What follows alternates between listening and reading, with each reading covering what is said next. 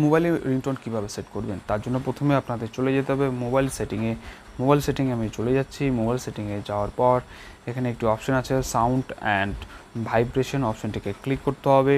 Click করার পর আপনাকে রিংটোন অপশনটিকে ক্লিক করতে হবে। ক্লিক করার পর আপনাকে সিম সিলেকশন করে নিতে হবে, যে সিমে আপনি রিংটোন লাগাতে চাইছেন। আমি 2 নম্বর সিমটিকে সিলেকশন করে নিচ্ছি।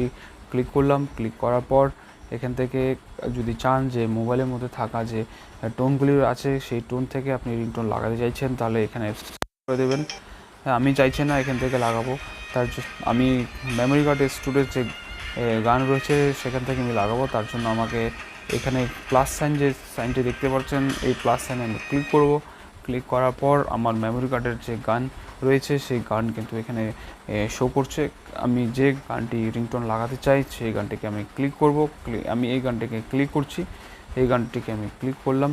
ক্লিক করার পর এখানে ডান বলে একটা অপশন চলে আসবে, সেই ডান অপশনটিকে ক্লিক করে দিতে হবে।